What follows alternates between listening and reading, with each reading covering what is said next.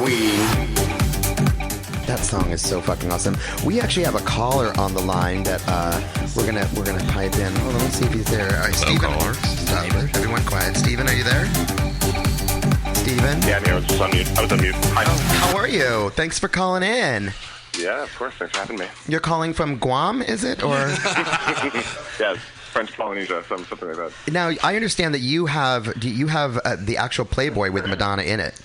I do, in fact, yeah. My boyfriend, Michael, gave it to me this year when we moved in together as a housewarming present. Oh, wow. You don't sound gay at all. Not at all. Not at all. Nor do I have her lyrics tattooed on me at all. Oh, do you? Yes. Yes, I do. Tell our listeners about your tattoo. Sure. Actually, I have two. I have the From Fuck Me Super Love, and I have one of the lines from Justify My Love. What line from Justify My Love? Poor is the man whose pleasures depend on the permission of another. Wow, that is so awesome. And this is it's actually a perfect segue because we're about to talk about that because, that was obviously a very controversial song and video and stuff with her. And it was actually the first video that she decided to sell because they wouldn't play it. So she thought, you know what are we going to do? We've made this video. And she went back to, and she'll tell the story in just a minute, so I won't give it too much away. But she basically went to MTV and said, all right, well, what's wrong with it? Like, tell me, was there a scene? Was there a part that like we could edit? One thing, and they're like, no, it's the whole thing, it's the whole the concept. And so she's like, all right. So then she went back to her manager and was like, well, we obviously can't just make a change. So what do we do? And so they brainstormed, and she's like, how about we sell this? Because it had never been done before where you would sell a music video. So she was like, yeah, why don't we sell it? And that's the direction that she went. The Immaculate Collection was her first greatest hits compilation, which released in November of 1990, and it included two new songs, one of which was Justify My Love and Rescue Me. The album sold over 30 million copies worldwide. I remember jumping to get it. I'm sure, obviously, Stephen, you did too, right? Okay, Stephen. Yeah, totally. Stephen, are you still there? Stephen, did we lose Stephen? Oh, maybe he's on mute. Well, Stephen, we're so sad to see you go. Sorry, I was on mute. Oh, he was on mute. Oh, he's there. Hi, Stephen. So you obviously jumped to get this. The album sold, like I said, 30 million copies, and Justify My Love reached number one in the U.S., becoming her 9th number one ever. And the music video scenes were, it was sadomasochism. Sadomasochism. Black and white hotel off video. Right, bondage, same-sex kissing. Oh my God! The sexes are the same. Beth Ditto did an homage to, by the way. Yes, I wrote the book. She did an homage to that, didn't she? The video was deemed too sexually explicit for MTV and was banned from the network. So this is another kind of weird tie-in to Prince. Justify My Love was originally written and recorded by Ingrid. Her name was Ingrid Chavez, who was Prince's protege, as well as Lenny Kravitz, which I was like, wait, Lenny Kravitz was part of Justify My Love. That's kind of cool, right? He and producer Andre Betts composed the music while Chavez did the lyrics based on a poem that she had written for Lenny Kravitz and then read them aloud. And Kravitz added the title hook and the chorus to the demo. And my favorite part about this is Madonna corrected one line, which therefore gave her a writing credit. Nice. Right? I mean, she's smart. Do you know something different, Stephen? You're quiet. I don't. I did not know that. Yeah, so she corrected one line and was like, I knew she was smart. So we're gonna play the song, and then after the song, we're gonna go right into this interview. Now the interview is a little. It's not a short interview. It's a little lengthy, and I'm not gonna play the whole Justify My Love. So I'll go to that, and then I'll go to the interview. But I do want to play the interview because this is 1990. It was on ABC, and what I love about it is the interviewer is just so the way he speaks, he's so ironic and like condescending, and he's kind of there's an undertone of bitchiness about what he's saying. It's like, well, if you're going to be like this and this. And so she kept coming back, and she's very solid. She's very stern. She's very well-spoken. And it's just so cool to see her in 1990 defending herself about this video and defending herself about how she portrays herself in all of her videos, for that matter. It was just really cool. So let's give a listen to Justify My Love, and which apparently is already playing. So we're going to give a listen to Justify My Love, and then I'll come back for 1 second, and then we'll go to the video. All right. Thanks for calling, Stephen. Thanks for calling, Stephen. You're awesome. Yep. kiss you in Paris.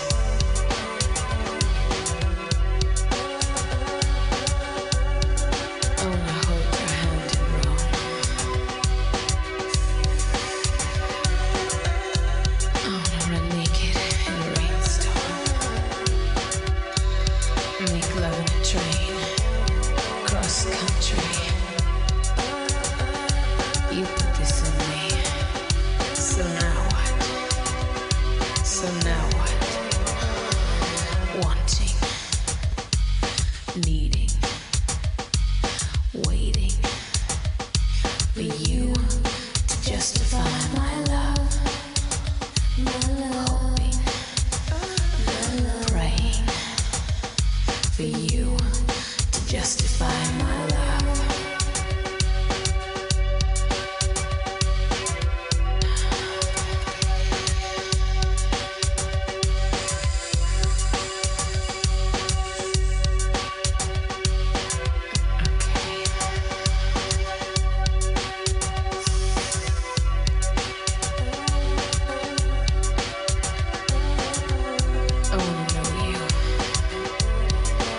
All right, so that was "Justify My Love," and now I'm going to play this this interview that she did, and there's just something about her, the way that she speaks, the way that she holds her own when this guy tries to come for her. So just give it a listen. And this is 1990, remind you, so times are a little bit different. So I just love that she did this. Here we go. But she is also certainly popular. Madonna's first 4 albums sold 48 million copies, and Forbes magazine calls her the top-earning female entertainer this year. Madonna joins us from Los Angeles. Am I correct in assuming that if an artist wants an album or a record to be very popular, you need to have airplay, or usually you need to have airplay on MTV? Well, it's a very important marketing tool for an artist, yes. So should I assume then that you went through the ordinary process, that's to say that you, with MTV in mind, put together your video and simply submitted it to their standards committee thinking it would get the clearance that it always has? Yes, I did. Well, you know that nudity, or at least your record company knows that nudity is banned by MTV. They're not going to allow any... Well, I'm not so sure about that, because when I did my Vogue video, there's a shot of me where I'm wearing a see-through dress and you can clearly see my breasts. Now, they told me that they wanted me to take that out, but I said I wouldn't, and they played it anyways. So I thought that once again I was going to be able to bend the rules a little bit. Well, you certainly were bending the rules a lot more than you had in the past, or did you feel that you were well within the bounds that you had been? I guess half of me thought that I was going to get away with it and that I was going to be able to convince them, and the other half thought, well, no, with the wave of censorship being, and the conservatism that is, sort of sweeping over the nation, I thought that there was going to be a problem. Well, when you say you thought you could get away with it, am I right? Have you sort of pushed the envelope a little bit with each one? With every video you've tried some new things, if only to be experimenting for your own reasons? Well, I think that's what art is all about, experimenting. But it is an expression. It is my artistic expression, and for me, a video is the filmic expression of the song, a visual that describes what the song is about. And you've got to listen to the words of the song. It's about a woman who's talking to her lover, and she's saying, tell me your dreams. Am I in them? Tell me your fears. Are you scared? Tell me your stories. I'm not afraid of who you are. And so, we're dealing with sexual fantasies and being truthful and honest with our partner, and these feelings exist, and I'm just dealing with the truth here in my video. Well, let me tell you why I asked that, because there are a lot of people in the industry who have said, look, this is one of the best self-marketers in the business. We have never really seen anything like it. And she knows how to push right to that edge. And this was a win-win for you. If they put the video on, you would get that kind of play, and if they didn't, you'd still make some money. It was all, in a sense, a kind of publicity stunt. Well, it may seem like it was a publicity stunt, and actually I was very lucky, but I must say I did not plan on selling this video. I just went in there to shoot it, and I said, you know what? I'm not going to think about whether it's going to get played or not. I'm just going to do it. This is how I truly feel about this song. This is how I want to express myself. And when we gave it to MTV, we asked them if they would play it. They came back a while later and they said no. I said, is there one scene or another that you specifically object to? And they said no, it's the whole tone. So we didn't really even have a chance to try to make it viewable. They rejected it completely. And so then I had to think, with my manager, what next? What should we do? And we decided, hell, let's sell it. Let's sell it like a video single. It's never been done before. And, the controversy just happened. It wasn't planned, but, But in the end, you're going to wind up making even more money than you would have. Yeah, so lucky me. But the question that I think a lot of people are concerned about is you say you go into the studio and you want to illustrate this song and you're doing it in the way that you want. But they see a kind of trend where you are pushing the limits of sexuality. In this case, you have nudity and you have bisexuality and you have apparently group sex. And they're thinking that maybe you're... Pardon me? What are you saying? You're saying I'm pushing the limits of sexuality? No, you're pushing the limits of what's permissible. That you're carrying it a little further each time. And I guess what people are asking then is, where is that line? Where do you finally say, okay, this is far enough? That's a good question, but then I would like to address the whole issue of censorship on television. Where do we draw the line in general? I mean, if you can't go that far yet. First you have to tell me where you draw the line. Well, okay, I draw the line in terms of what I think is viewable on television. I draw the line with violence and humiliation and degradation, okay? And I don't think any of these issues are evident in my video. That's where I draw the line. That's what I don't want to see. Well, I guess that then one woman's art is another woman's pornography. I'm thinking of the Express Yourself video. I mean, there are images of you chained. There are images of you crawling under a table, and there are a lot of people who are upset by that. Okay, I'm chained myself, though, okay? No, there wasn't a man that put that chain on me. I did it myself. I was chained to my desires. I crawled under my own table. There wasn't a man standing there making me do it. I do everything by my own volition. I'm in charge, okay? Degradation is when somebody else is making you do something against your wishes, okay? I understand. Is the expression then of sexuality, so long as it's two consenting adults, any form of sexuality, all right on television?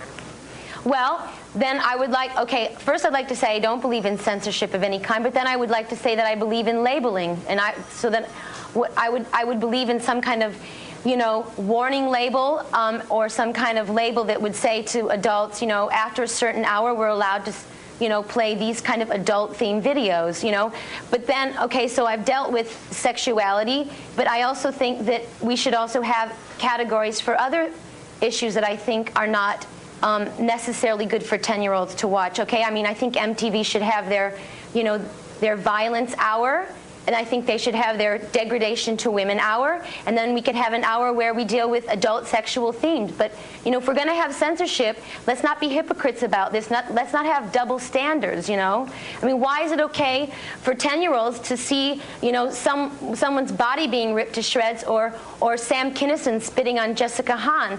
Why are we going to deal with these issues? Why is that okay? Why do parents not have a problem with that? But why do they have a problem with two adults, two consenting adults displaying affection for each other, regardless of their sex? Madonna, you've raised about 30 important questions, and I think we ought to get at those when we come back. Well, I only have a few minutes. So. We're going to come right back after we pay some bills here, and we'll explore those questions in just a moment. That is my fucking favorite. She goes, that's nice, but I only have a few minutes. I'm a busy queen. She's like, I'm a busy queen. Yes, but I only have a few minutes. I just love how she's so strong in that. How she just holds her own, and everything that he says, she comes back with something that makes sense and is logical and completely shuts him down. You questioned what would Ariana Grande say? What would Ariana know? Right? Let's do a quick little trivia on Madonna, and then I do want to. I know that was like a little lengthy, but the interview is so cool, and I think it so speaks to who she is and what she is that I really want to play the other half. But let's do a little fun little trivia. With Madonna. So Madonna has she has a phobia. Do you know what the phobia is? Anyone? Not getting attention. I think she doesn't have to worry about that phobia, right? Because I think she gets a lot of attention. But what do you think? Spiders? Getting old? Getting fat? She's claustrophobic. Claustrophobic? She's claustrophobic. She's afraid of clausters. Not to be confused with the delicious not to be confused with clusters, because those are delicious. She doesn't watch TV, and she loves to indulge. She's super in shape. Obviously, I mean, her body and her yoga, like, she's amazing. But she has some fatty indulgences, and they're exactly the three things that I think I would eat if I had the last things to eat on Earth. They are dick, Mike, beans, no, pizza is one, potato chips, two, which we may or may not be eating right now in the studio. Eating them right now. Okay, that's an Oreo, and her last one is Oreos. No, I'm kidding. It's French fries, which I mean. I know, right? Can we Uber some of those in? Can we? You got to speak into the mic. Can we Uber some of those in? Oh, we're gonna Uber Oreo. We're gonna Uber Oreo. French fries, girl. Come on. They asked her what her most embarrassing moment was, and when I read this, I was like, wait, what is this? I couldn't quite understand it, so I'm gonna just say what she said, and then y'all can tell me if you know about this, because I was like, what the fuck? British accent. Her most embarrassing moment happened on stage at the 2015 Brit Awards. Apparently, Kate pulled her backwards. Two small Japanese girl choked her off stage, and she fell down. What does anyone have during Living for Love? She was performing Living for Love, which the video is like a bullfighter theme, and she had a cape on. Okay. And the cape was supposed to release when they pulled it, but it didn't release, so it just pulled her backwards off stage. Okay, now I get that, but I think the weird part is that she had to say two small Japanese girls, like maybe because they were just like little and they almost choked her to death, and they were like this small because they were killed by two small Japanese girls. So they're your height, Brian. They were my height. I could actually kill Madonna. So she. Who invited you? Anyway, okay. Her least favorite foods are mushrooms. This is so funny. My least favorite foods are mushrooms and escargot. I mean, those are the two things I would say. Your least favorite escargot. I hate snails. I hate snails. Fungus. Oh my god. Caviar is the worst. Right? Caviar's the worst. She likes being single. She likes the fact that she doesn't have to share a bathroom. She's convinced that marriages won't last if the two partners have to share a bathroom. But I think that makes sense. Says a lot about her bathroom. It also says a lot about her spatial issues. I mean, I think claustrophobia. I don't know. You two are married. What? Separate bathrooms. Yeah, you need separate bathrooms and bedrooms if you expect it. Does one have one wing and one have the other wing of the house? Like, how does that work? We have separate apartments. We really just don't. As you all can tell, Justin has a British accent. I'm kidding. Penal colonies. Come on now. I'm a convict. I love that your last name is Melbourne. That's his last name. Oh, really? My name is Justin Australia. Like, it just like that's amazing. I think that's fabulous. It'd be like if my name was Brian Gay. You know, like what? I mean, you know, like really, do you need to say it? So they asked her if she missed her hometown of Michigan, and she's like, no, I'm not. I don't miss it a single bit. I grew up there. Her you know, hometown whatever. of Michigan. What, her hometown? Oh, listen, Flint, babe, you know Michigan. what? Okay, you know what? You want to come for me? City. Her favorite flower, hydrangeas. We know that. Yeah. So she was asked this question. She was like, "What's the one thing you will never wear?" So what do you think she said? This is really kind of out there and funny, but a Grammy. No.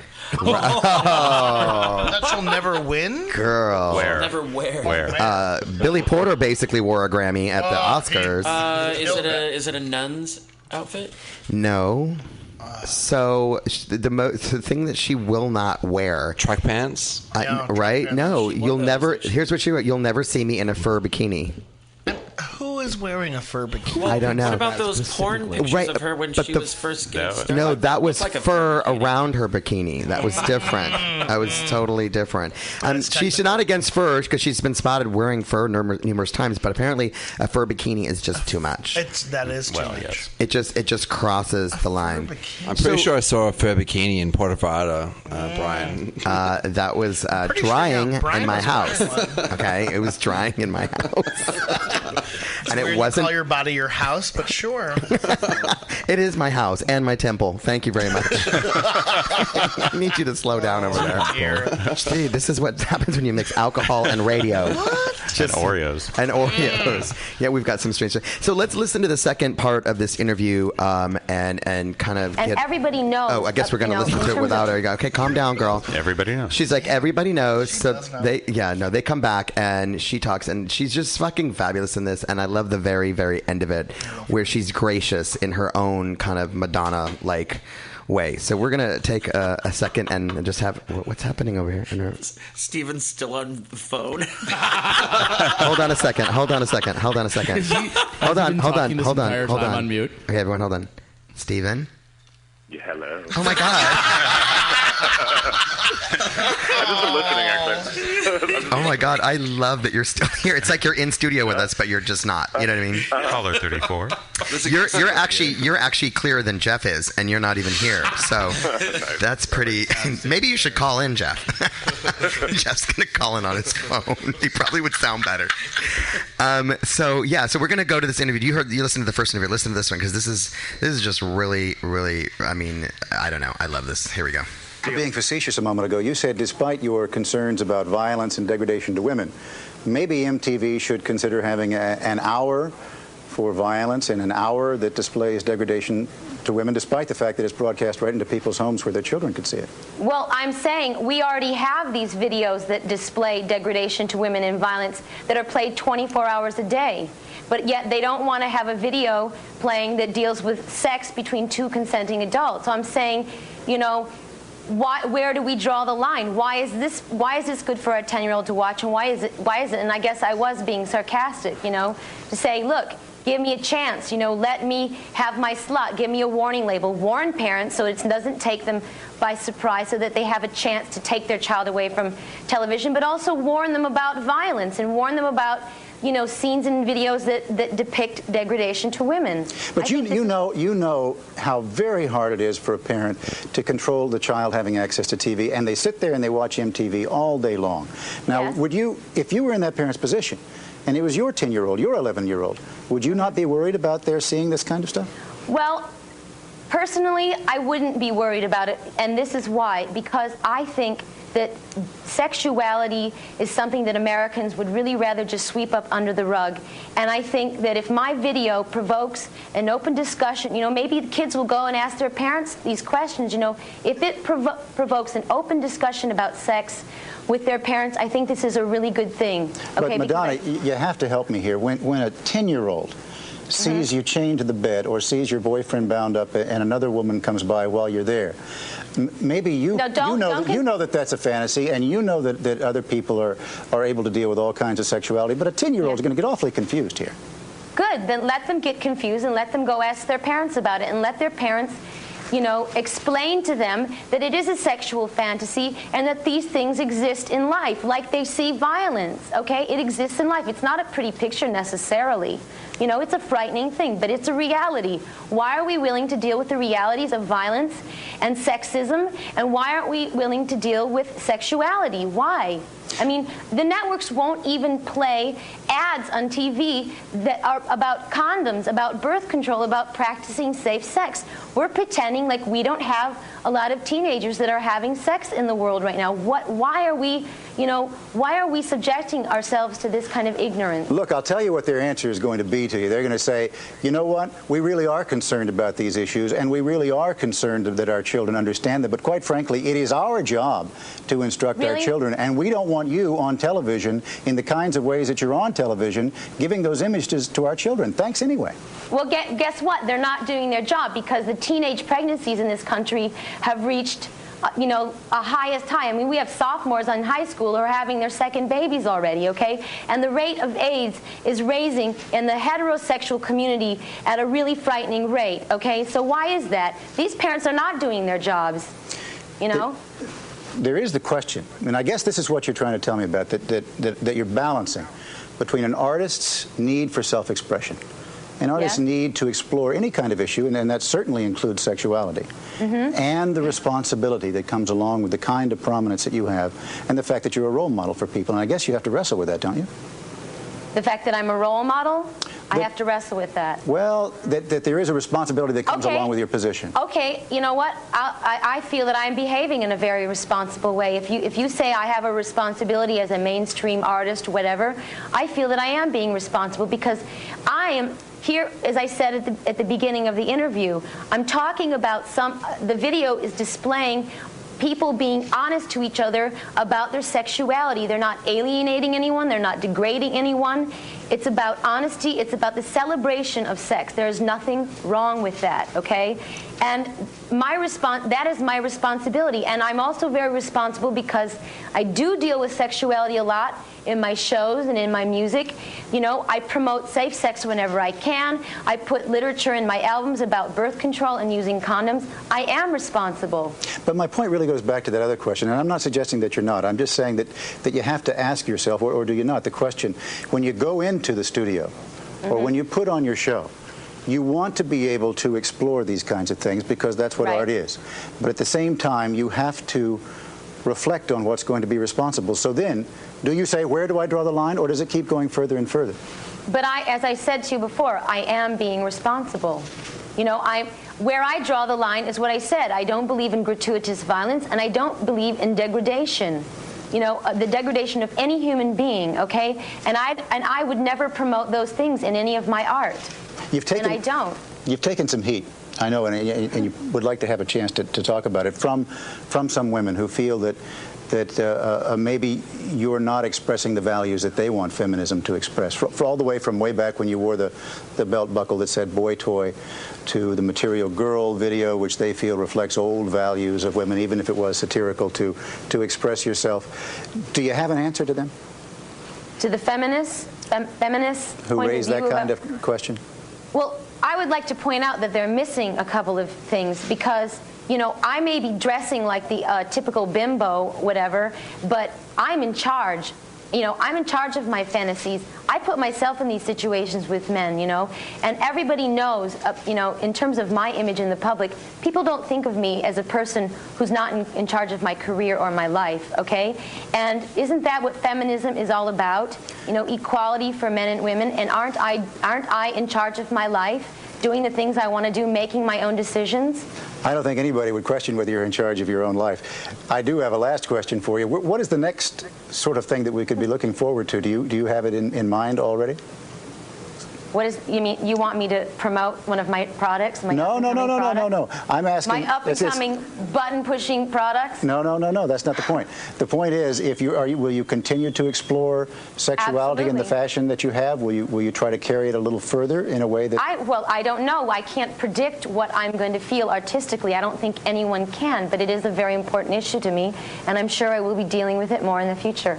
I have no doubt about it. You were kind to talk to us tonight, Madonna. Thank you very, very much. Thank you for listening to me. Thank you for listening to me. That's what she said. She's a classy bitch. That's right. So I think, hey, let's hold on. Let's our other guest, in studio guest, Steven Xanthos. Are you on the line? I am. I love that you're here, but you're not. Still here. We're so glad that you're here. What did you think of that interview? Watching RuPaul. It's par for the course. I mean, she's consistent and always has been about her message of self-control and self-motivation and not taking shit from anyone. Yeah, that's awesome. That interview is up there with the Howard Stern interview that happened a couple years ago. It was like actually an hour and a half. It was a really long interview, but it was probably the best interview I've ever heard of her kind of explaining herself and her. Pardon me, not explaining herself, telling her story.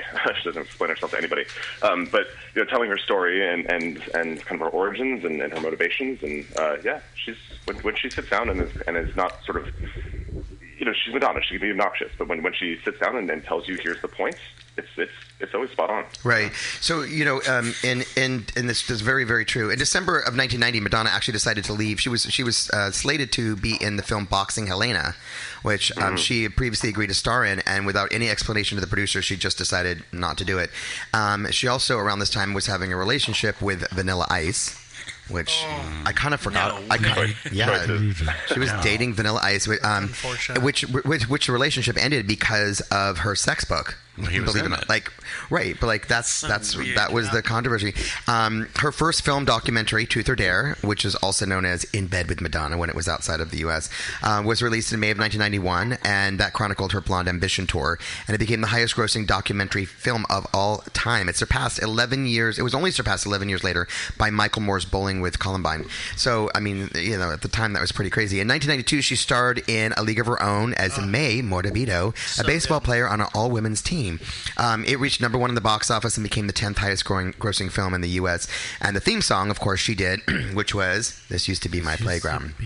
Oh my God, that was such a cute song. That was such a great movie, wasn't it? The same year, she started her own entertainment company called Maverick, which consisted of a record company, a film production company, and associated music publishing, television broadcasting, and book publishing, and merchandising division. Did you know? Well, we'll talk about this in a second. So the deal was a joint venture between Time Warner, and Madonna was paid an advance of $60 million. Can you imagine? Be like, we're just going to give you $60 million now. Just 60. You're like, okay, is this going to clear? And at the time, it gave her 20% with that label. It gave her 20% of all of her royalties from the music proceedings, and that was at the time that was the highest in the industry. The only person that had got that exact number was Michael Jackson, and that was only a year earlier with Sony Records. So, anyways, what's going on here? What are we laughing at? I love when things are happening and I don't know. We're laughing at you. We're talking about you. Oh my God! I mean, it totally makes sense. We're watching your videos. You're watching my video. Brian Kent Guns Wild. Oh my God, it's of me in Mexico eating beans, just smelling. Getting ready for my scented album that's coming out in stores this fall. Here comes the aeroplane. Oh my God, I cannot. So she received a lot of backlash over Erotica. Do you remember that? Which ended up as her lowest selling album of all time. Even though it had really positive reviews, it became her first studio album since her debut not to score any chart topper in the U.S. It entered the Billboard 200 at number 2 and yielded a hot 10 100 with Erotica and Deeper and Deeper. Then she went on to do some other fun things, which was none other than the musical Evita. And I think it's a love-hate with that one. I think either you love her in it and you think it was amazing and people are like full on, or people really don't like her in it. But she played the title role, and she actually wanted to play that role for a long time. She wrote to the director, Alan Parker, to explain why she would be the perfect fit for the part. She fought for that one. She did, and she later said, this was the role I was born to play, and she put everything into it because it was more than just a role in a movie, and she said she was exhilarated and intimidated at the same time. But so, I think she was very proud of that, despite the fact that it was met with, definitely some... Chime in, Jeff. You have something to say? No. Oh, God. Sorry, what? Yeah. Uh-oh. No, Colleen. The reason that she did the whole Take a Bow video was an audition for Evita. That's interesting. And you missed the entire Bedtime Story album. We haven't gotten there yet. Girl, we're not there yet. Well, you jumped to Evita. Well, I was just talking about... I apologize. Oh, it's this is why I'm not a professional at this. Our Madonna historian is very upset. Oh, my God. Listen, here's the disclaimer on that. In 2 hours, I've turned her mic off 12 times, and now it's going off permanently. And now we're pulling the plug on that mic. It is hard. I'm trying to, I do my best here. It's not do you want to chime in on the Bedtime Stories album? Because you just said we weren't there yet, right? Well, we hadn't gotten to that album yet, or we hadn't brought it up yet. Right, we hadn't. So I haven't brought it up yet. But do you want to chime in on that? It's your show. No, come into the mic. I'm a homeless person on the street. You were a homeless person. It's on the always street? the Jeff show at our house. Just so you know. Oh my God, I love it. No, listen, I'm open for criticism when it's not about me. So I.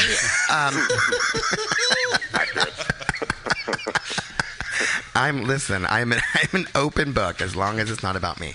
I did jump, and so she got sick many times during the movie, but it was because she found out she was pregnant. Oh, that's right, with Lourdes. And right. And a lot of the scenes, if you look carefully, she's hidden behind pianos and different pieces because she was that pregnant during the filming. Yeah.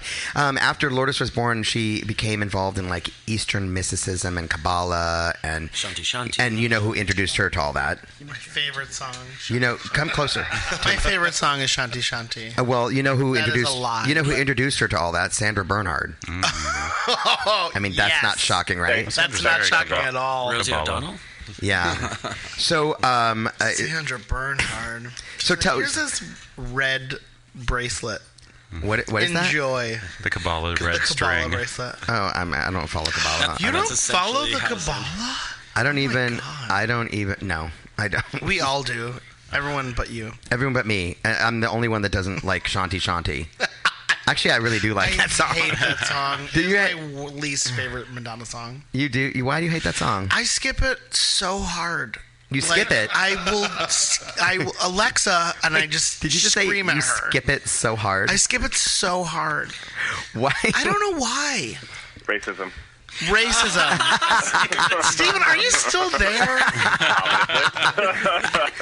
I remember seeing Frozen and being so excited, and then and just that album, and then Shantae Shantae is the one song I skip. Sorry, Madonna. If you're listening to this, I'm sure it's a great song. It's super important to you.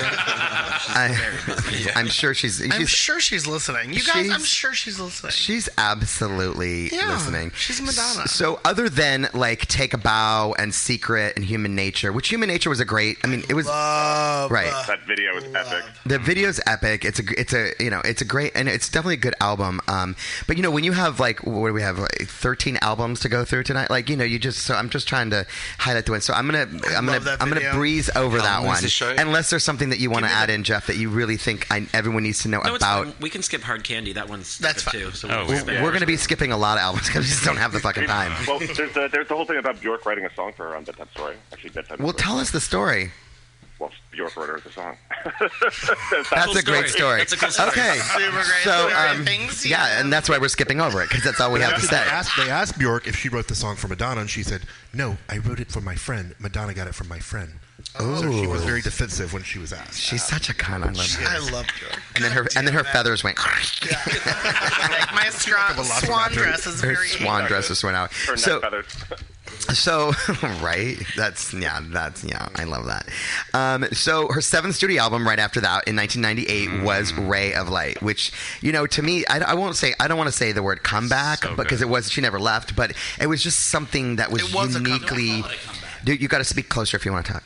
Don't call it a comeback. Right, I said I don't want to call it a comeback, but I did. But it was just something that, like, it was different. It was like a reinvention. How about a reinvention of what her self was? MTV treated it like a comeback, though. I remember the countdown to the Frozen video. It was like, Madonna has gone away for a little bit, and now she's back, and this video is incredible. Get ready, and I was so excited for it. It was like when Serena Williams came back after her first baby. Madonna came back after her first Madonna baby. is the tennis of Serena Williams. Right. Yeah, so the album. She did actually go away for a little while. I mean, for her to be quiet for, you know. She was quiet for a little bit. Yeah, she was having a child. You know? Right, she was having a baby. She was having a baby. Yeah. Okay. So the album actually got critical acclaim, and it was honored with 4 Grammy Awards. It was Best Pop Album, Best Dance Recording. It was nominated for Album of the Year, Record of the Year. It was listed as one of the 500 greatest albums of all time. It peaked at #1 in numerous countries, sold more than 16 million copies worldwide.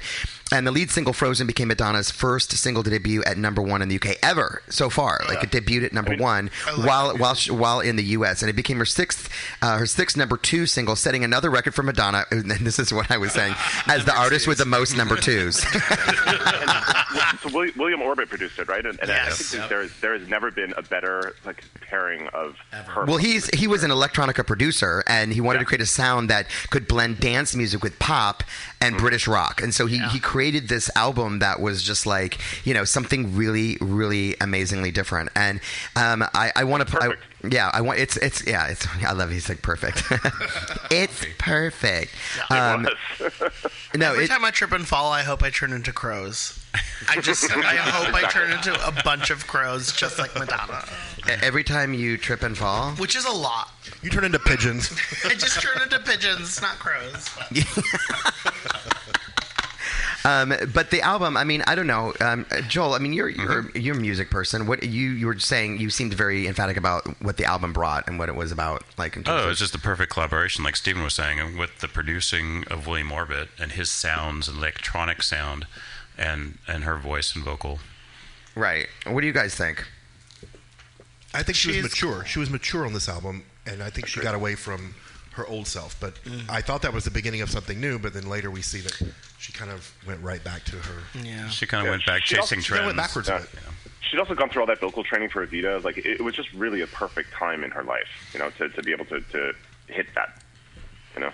Yeah, I mean, I remember when we got the album. It was kind of like, what was that Whitney Houston album that was kind of like legendarily different that came out, and everybody was like shitting their fucking face, and it was like, this is one of those. I said shitting their face. They were shitting their fucking faces. She did have the most number twos. I was shitting my fucking face already. She did have the most number twos. Like snorting that. So many number twos. She had the most number twos. So hence I shit my face. It has nothing to do with my bean flavored scented album. But what do the albums smell like? Let's listen to this for a sec.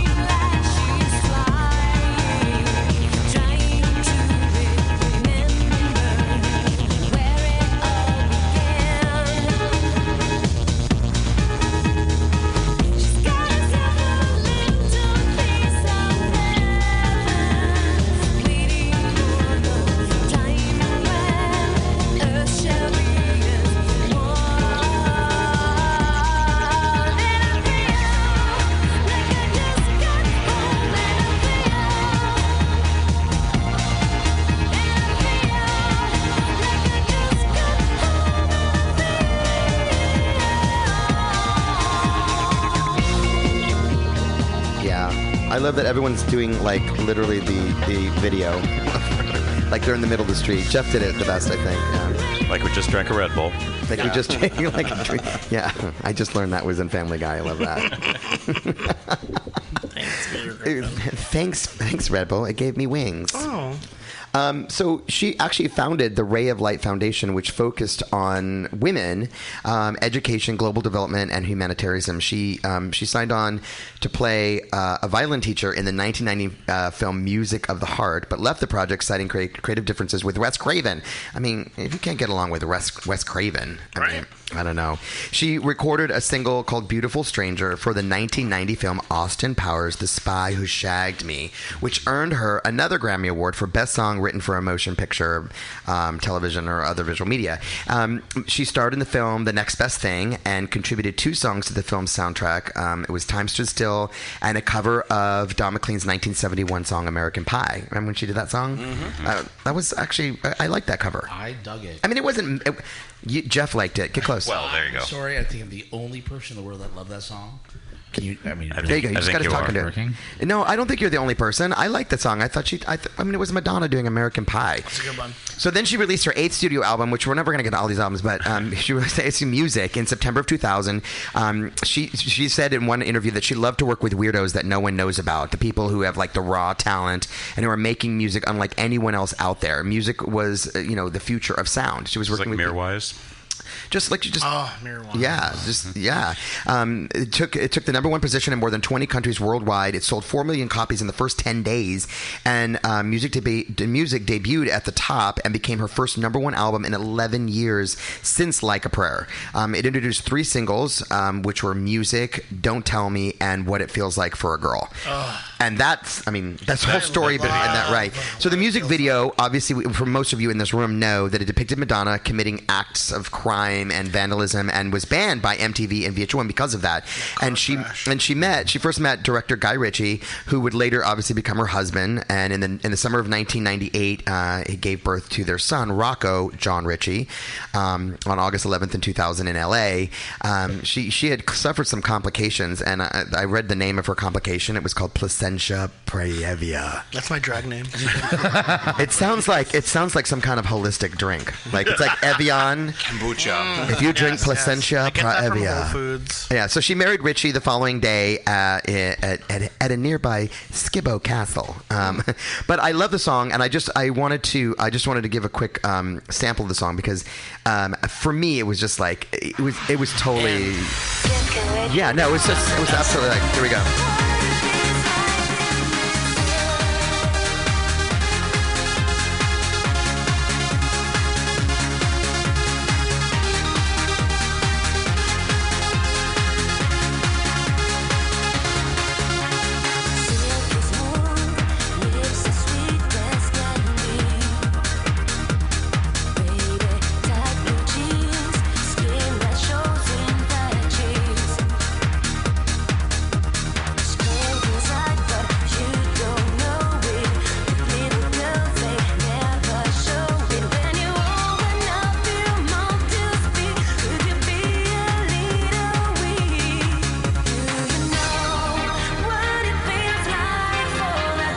Obviously, this is a dance remix of the song, but I just liked it a lot better. So Brian, you didn't because the original is like kind of a slow song, which so it's totally different. But Brian, you didn't mention that in that music video, the woman riding around in the car with her is Guy Ritchie's mom. Right, I did remember that. I didn't remember that, but I knew that. That's his Brian. That's his Brian. So after an 8-year absence of touring, Madonna started her Drowned World Tour in June of 2001. The tour visited cities in the U.S., and it was the highest-grossing concert tour of the year by a solo artist, earning $75 million from 47 sold-out shows. I mean, Jesus, how much money does this bitch have? A lot. I think right now her net worth is like almost $500 million. It's 590. It's five.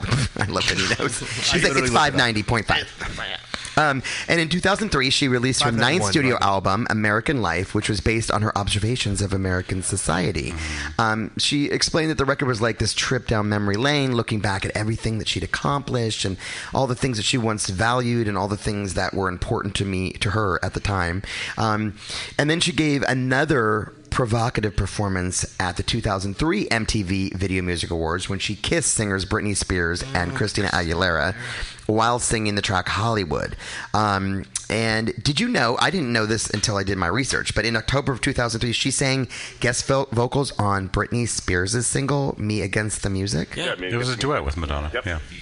Yeah, I didn't know that. There's a great video with the two of them too. That was parodied by French and Saunders, an amazing parody. Yeah. So Madonna. Then this is the part. Literally, I mean, I know y'all are big Madonna fans, but I did not know this about Madonna until I did my research, which I think is kind of, this is why I do the show, because I learn stuff myself. But she signed a contract to be the author of 5 children's books. The first of these books was titled The English Roses and was published in September of 2003. The story was about these 4 English schoolgirls and their envy for jealousy for each other. And then the book debuted at the top of the New York Times bestseller list and became the fastest selling children's picture book of all time. She had a special on MTV to launch the book. Yeah, I mean it's kind of crazy that, like, I don't know, that your first book is the biggest selling children's book of all time. And then the next year she had this big problem with her and Maverick Records sued Warner, the parent company.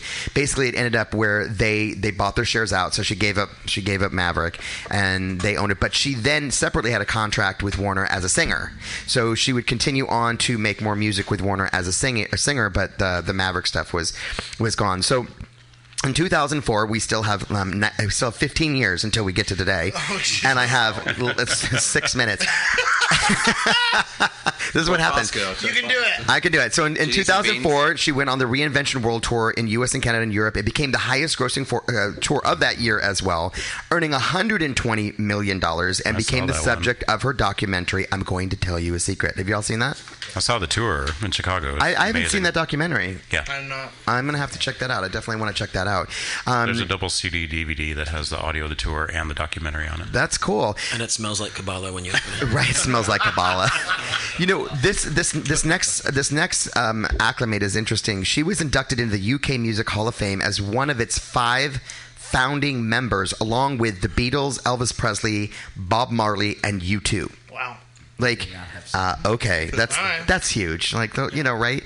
Her 10th studio album, Confessions of a Dance Floor, was released in November of 2004. And, you know, the thing about this album, and those, you know, we're all musically inclined here. You're, you know, a producer and a DJ, and you know, we have music people in here. The difference with this album, it was set up like it was composed by a DJ. Yeah.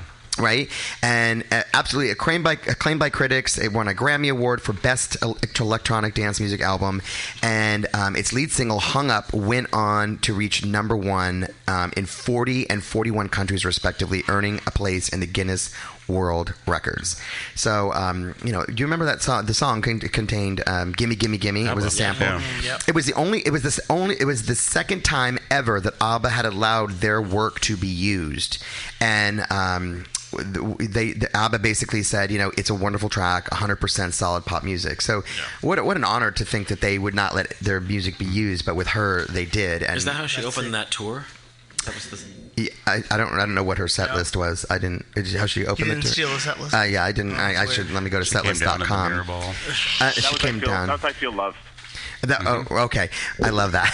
Thank you, Thanks, Steven. caller. Thanks, Steven. So while on tour, she founded a charitable organization called Raising Malawi, and basically funded an orphanage, or partially funded an orphanage in and traveling to that country. When she was there, she decided to adopt a little boy named David Banda, who had been very ill, had got very sick, almost died, and she ended up adopting him. And she released then right after her 11th studio album, Hard Candy, which we don't need to really talk a lot about. She collaborated with Justin Timberlake, Timbaland, and Pharrell, and 4 Minutes was released as one of the main singles. And I told you that me and Bianca Del Rio redid that song. Speaking of 4 minutes. 4 minutes. Speaking of 4 minutes, I literally have 4 minutes. That's kind of ironic. Oh my God! So it was Madonna's. It was 4 Minutes was Madonna's 37th top 10 hit on the chart, and it pushed her past. It pushed her past Elvis Presley as the artist with the most top 10 hits. Wow. Right. That's super cool. So now she's like got the most number 2s and the most number 10s. Yeah, she's like, oh my God, we're gonna do this. Last page. Here we go. I know. Here we go. And had the great lyrics, "Get stupid, get stupid, get stupid." Yeah, it was stupid. In February of 2012, Madonna headlined at the Super Bowl. Remember that? Mm-hmm. So here's an interesting statistic. It became the most watched Super Bowl halftime show in history with 114 million viewers, which was higher than the game itself. Like they were like, it's like when you go to IML, but you don't actually go to the contest, right? You're just there for the show. For the people. So in the event, she performed "Give Me All Your Lovin'," which was the lead singer from MDNA with Nicki and MIA. And it became her it became her record extending 38th top 10 single. So she kept going with that. And her 13th studio album, Rebel Heart, was released in 2015, 3 months later after its 13 demos leaked onto the internet, which I remember when that happened. I downloaded them. Right, you're like, I got them, girl. You're the reason. And unlike her previous efforts, which involved only a few people, Madonna worked with a large number of collaborators like Avicii and Diplo and Kanye West, and who cares? Anyways, in January of 2018, Madonna announced on Instagram that she had started working on her 14th studio album. So we have that to look forward to. I'm super excited and just can't wait to hear Well, she that. did a new song at the Met Ball last year, performed. She did what? A new song at the Met Ball last year, the Met Gala. Oh. Okay, that's cool. Yeah. Her All new right. album, Not Like a Virgin. All right, so Son of the Night. so guys, I need to sign out now because my time is up. I know. I can't believe. It's fucking fast.